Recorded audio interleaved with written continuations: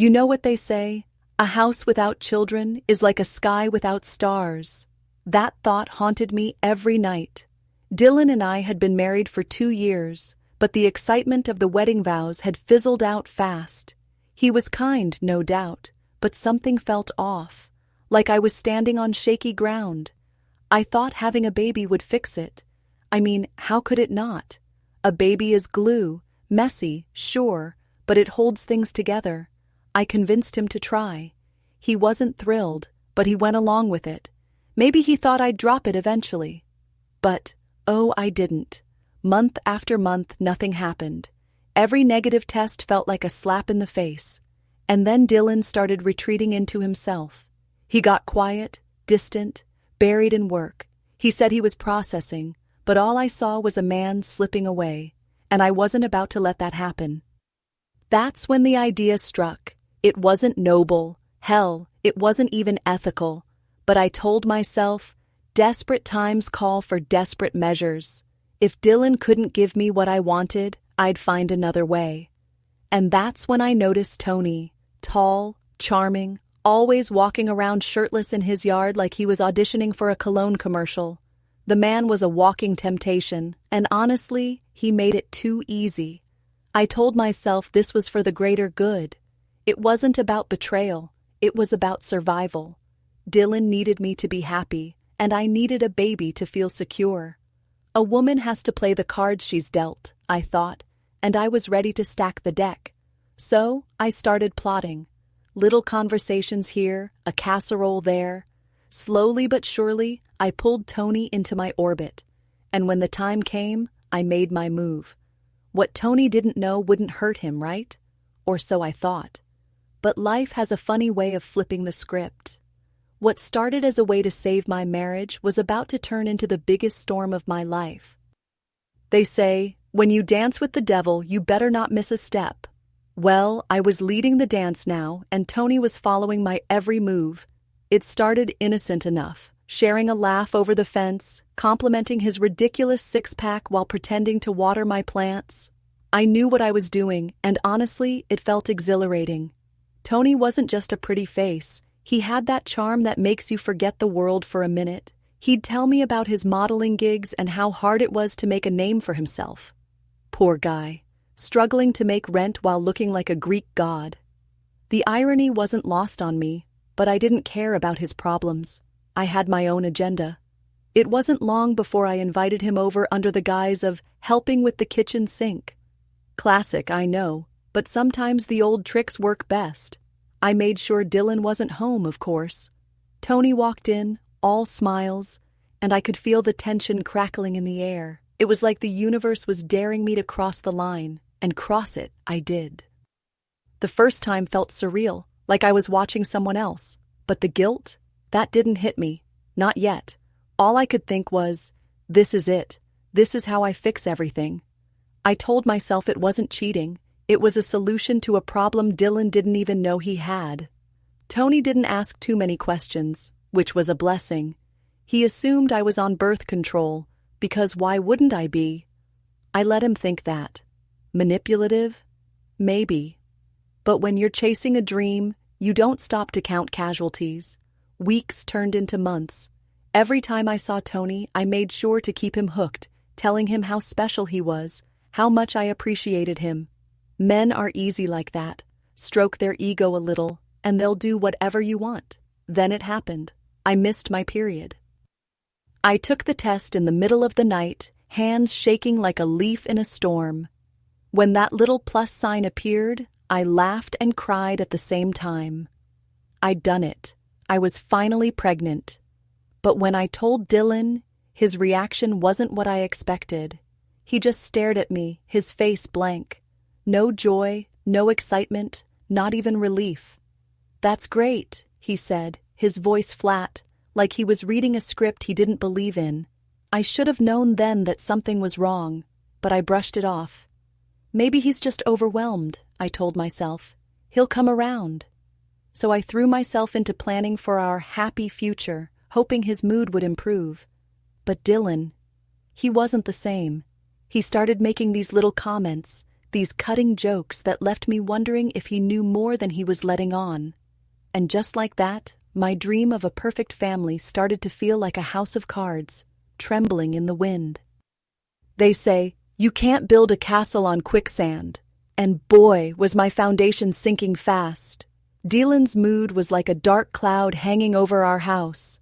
No matter how many times I tried to talk about the baby, about how we'd decorate the nursery, or how much I wanted the little one to have his eyes, he'd just nod absent-mindedly or drop one of those sharp little jokes. You know, he said one night, swirling his whiskey like it held the answers to the universe, I hope the kid takes after you. Lord knows we don't need two of me in this world. The way he said it, with that bitter edge, sent a chill down my spine. I tried brushing it off, telling myself he was just stressed. After all, a baby changes everything, right? But deep down, a seed of doubt had started to grow. Did he know? No, I told myself. He couldn't possibly. I'd been so careful, so calculated. This was just him being moody, and I'd fix it. I always fixed everything. Then came the night I found the papers. It was late, and Dilan had fallen asleep on the couch, still clutching that damn whiskey glass. I was tidying up when I saw the folder on the coffee table. Curiosity got the better of me. When does it not? So I opened it. Divorce papers. My name staring back at me in bold letters. My heart stopped. I mean, full on, chest tightening, can't breathe kind of stopped. This wasn't just a rough patch. This was the end game. I stormed into the living room, clutching the folder like it was a loaded weapon. "What the hell is this, Dilan?" I yelled, waking him up so fast he nearly spilled his drink. He rubbed his eyes, his face darkening when he saw what I was holding. "So, you found them," he said, his voice calm in a way that only made me angrier. "So I found them? That's all you've got to say? You're planning to leave me, and you didn't even have the decency to tell me?" My voice cracked, but I didn't care. That's when he snapped. "Tell you? Tell you what, Liz? That I know the baby isn't mine? That I've been sitting here, pretending everything's fine, while you've been sneaking around behind my back?" The room went silent. I swear I could hear the blood rushing in my ears. What are you talking about?" I stammered, trying to play dumb, but the look on his face told me it was useless. "I'm sterile, Liz," he said, his voice cutting through the air like a knife. "I've known for months. I didn't tell you because I wanted to see how far you'd go, and guess what? You didn't disappoint." I felt like the floor had been ripped out from under me. Sterile? That couldn't be true, but the way he said it, the conviction in his voice, I knew he wasn't lying. Still, I tried to salvage the moment. "That's impossible," I said, my voice shaking. The baby is yours, Dilan. You're wrong." He let out a bitter laugh, standing up and grabbing a folder from his briefcase. "Am I? Because this says otherwise." He slammed the medical report onto the table, and I couldn't even bring myself to look at it. I was cornered, trapped in my own web of lies. But the worst was yet to come. There, staring at Dilan, my throat dry and my mind scrambling for a way out. But before I could even open my mouth, he delivered the final blow. "Good people talk, Liz," he said, his eyes narrowing. "They've seen you. Running across the street to Tony's place. Him slipping over here when he thought I wasn't home. Did you really think no one would notice?" My stomach twisted into knots. Of course the damn neighbors. Nosy little buzzards always peering out their windows like their lives depended on it. I could feel the color draining from my face as Dilan's words sank in. He wasn't guessing. He knew. "Dilan, it's not what you think," I started, my voice trembling as I grasped at straws. "Tony, he was just helping me with..." "With what?" he snapped, cutting me off. "Your self-esteem? Your excuses are as pathetic as your lies." I was losing control of the situation fast.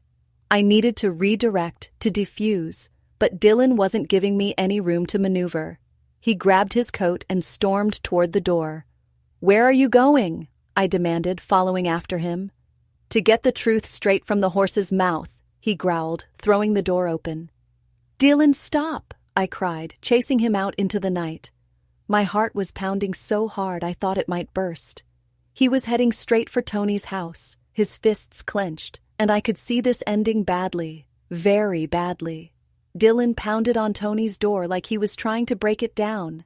It wasn't long before Tony opened it, looking confused and a little scared. Hey man. Don't hey man me, Dilan barked, stepping inside without an invitation. Tell me the truth, Tony. How long have you been sleeping with my wife? Tony's face turned pale, his eyes darting between me and Dilan like a trapped animal. What? What are you talking about? I jumped in, trying to salvage what little was left of my dignity. Dilan, this is ridiculous. Tony's not— Shut up, Liz, Dilan snapped, his voice booming. Let him talk. Tony hesitated, his hands trembling. Look, I didn't mean for anything to happen, he stammered, but she started it. That was it. The dam broke. Dilan let out a bitter laugh, shaking his head like he couldn't believe what he was hearing. She started it, huh?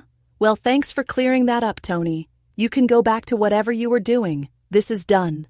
Tony's mouth opened to protest, but Dilan didn't give him the chance. He turned on his heel and walked out, leaving me standing there, exposed and humiliated. I followed him back to the house, my mind racing for a way to fix this. Dilan, wait, I pleaded, grabbing his arm as he reached the door. We can talk about this. Please, I love you. He pulled away, his eyes colder than I'd ever seen them. Love me? He echoed, his voice dripping with disdain.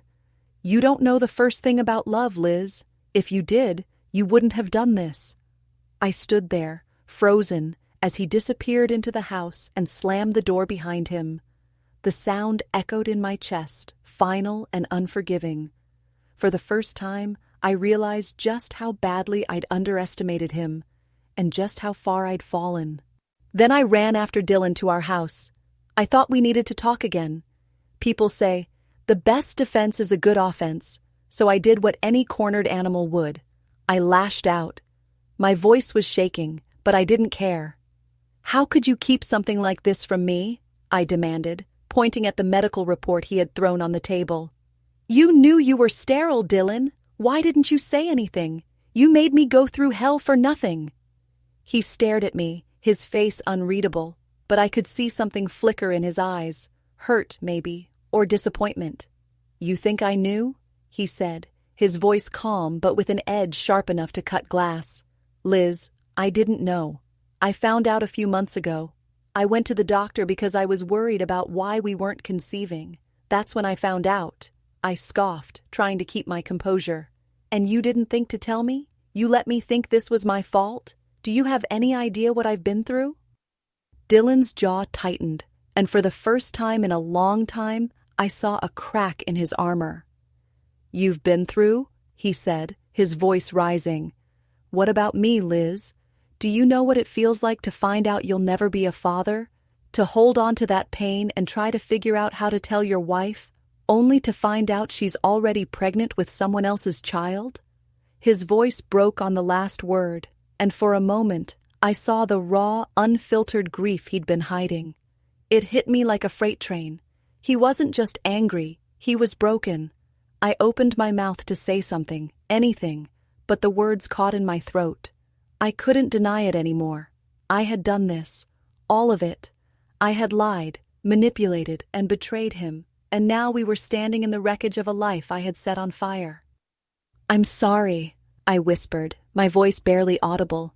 Tears started streaming down my face, and for once, they weren't crocodile tears. Dilan, I don't know what I was thinking. I wanted us to be happy. I wanted to fix things. Fix things? He repeated, his voice bitter. You didn't fix anything, Liz. You destroyed us. And for what? To trap me with a baby that isn't even mine? I broke down completely then, sinking to the floor as the weight of my actions crushed me. I was scared, I sobbed. I thought I was losing you. I thought a baby would bring us closer. I made a mistake. A terrible, unforgivable mistake. Dylan stood there, silent, his hands clenched into fists. I could see the struggle in his eyes, the war between his anger and the love he once had for me. And then, for the first time since this nightmare began, I saw a single tear slide down his cheek. He wiped it away quickly, but it was there, a silent testament to how deeply I had hurt him. "I loved you, Liz," he said quietly, his voice raw. "I really did, but this is too much. I can't come back from this." "No," I whispered, shaking my head. "Dylan, please, we can work through this. I'll do whatever it takes. Just don't leave me."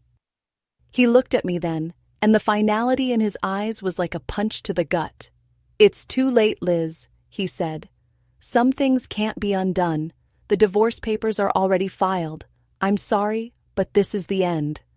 I wanted to scream, to beg, to promise him the world, but deep down, I knew he was right. There was no coming back from this. As he turned and walked away, I sat there on the cold floor, my tears falling freely. They say, "You reap what you sow," and I was finally facing the bitter harvest of my own making. They say, "You don't know what you have until it's gone." Well, I was getting a front row seat to that lesson in real time. Dylan packed a bag the next morning, barely saying a word. He didn't slam doors or yell. He just moved like a ghost, quiet and deliberate. And that hurt more than anything. I tried to talk to him, to stop him. "Dylan, please," I begged, standing in the doorway as he zipped up his bag. "Don't leave like this. We can talk. We can fix it." But he didn't even look at me. "I've said all I needed to say, Liz," he muttered. "I'll have the lawyer contact you about the details." The words were cold, like ice slicing through my chest. "So that's it? You're just walking out?" My voice cracked, and I hated how desperate I sounded. He finally looked at me then, his face a mixture of pain and exhaustion. "What else is there to do? You lied to me, Liz. You cheated. You used me. How am I supposed to stay after that?" I had no answer. What could I say? He was right. The silence between us was unbearable. Then he picked up his bag and walked past me, leaving the house without a single glance back. The sound of the door closing felt like the final nail in the coffin of our marriage. A few days later, I decided to confront Tony. If Dylan wasn't going to stay, then maybe, just maybe, Tony would step up. After all, he was part of this mess too. When I showed up at his house, he looked surprised to see me. "Liz, what are you doing here?" he asked, his voice wary. "We need to talk," I said, stepping inside without waiting for an invitation. "About the baby." His expression shifted instantly, from surprised to defensive. "What about it?" "It's yours, Tony," I said bluntly, "and I need to know where you stand. Are you going to help me or not?" He ran a hand through his hair, looking like he wanted to be anywhere but here. "Liz, this wasn't what I signed up for," he said, his voice shaky. "You told me you were on birth control. You lied to me." I felt my temper flare. "Are you seriously playing the victim right now? You knew what we were doing. This isn't just my responsibility." "Yeah, but it's not entirely mine either," he snapped. "You manipulated me, Liz. You planned this whole thing, didn't you?" I opened my mouth to deny it, but the words wouldn't come. He wasn't wrong. I had planned it. But hearing him say it out loud made me feel small. Tony sighed, his shoulders slumping. "Look, I can't do this," he said. "I'm barely keeping my own life together. I can't take on a baby, and I sure as hell can't deal with you." His words hit like a slap. "So you're just going to walk away? Like Dylan did?" I asked, my voice trembling. He hesitated for a moment before nodding. "Yeah, I guess I am." By the end of the week, I was alone in every sense of the word. Dylan had moved out, Tony was avoiding me, and even my parents had distanced themselves, ashamed of the mess I'd made. They say, "You made your bed? Now lie in it."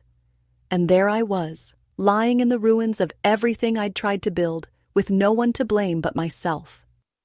Looking back, I can't believe how blind I was, how selfish, how utterly foolish.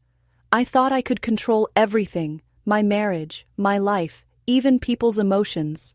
But life doesn't work that way, and my mistakes blew up in my face like a bad joke. I was young, desperate, and stupid.